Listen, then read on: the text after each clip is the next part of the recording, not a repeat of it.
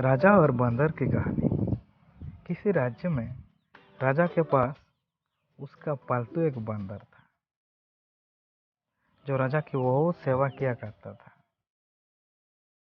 वही कारण था कि वो राजा के कक्ष में बिना किसी रोक टोक के आता जाता और महल में इधर उधर कूदता रहता।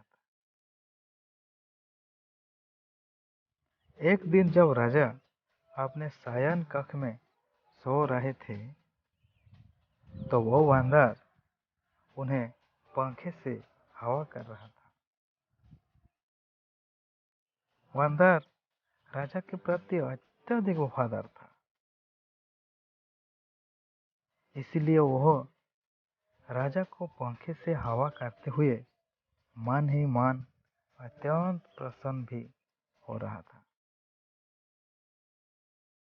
परंतु उसका ध्यान वहां पर भंग करने के लिए कहीं से एक मक्खी आ गई और वह मक्खी भिन भिनाते हुए राजा के शरीर पर बैठ गई। जैसे ही बंदर ने मक्खी को राजा के शरीर पर बैठकर भिन भिनाते हुए देखा, तो उसने उससे वहां से भगाने का प्रयास किया, पर मक्खी अपने स्वभाव के कारण बार बार वहीं आती और बैठ जाती और फिर से बंदर उसे बार बार भगाता। बंदर द्वारा मक्खी को वहां से भगाने के अनेक प्रयास करने के पश्चात भी जब मक्खी वहां से नहीं गई, तो बंदर के शब्द का बांध टूट गया और वह अत्यंत ही क्रोधित हो गया।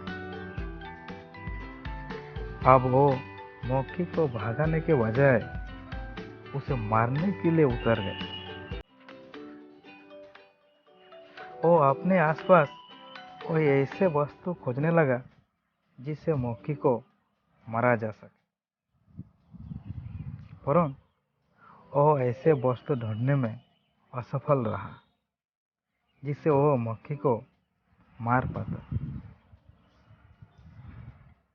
अंत में उसे राजा के बगल में रखी राजा की तलवार देखी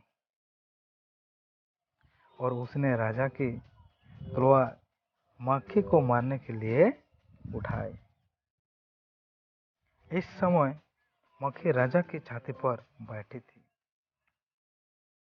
और उसने बिना सोचे समझे मक्खी पर सीधा प्रहार कर दिया।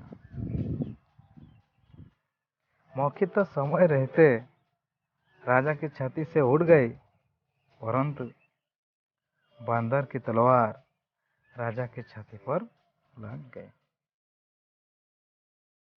जिससे कारण राजा की वही मृत्यु भी हो गई। कहानी अच्छी लगी तो चैनल को सब्सक्राइब जरूर करना।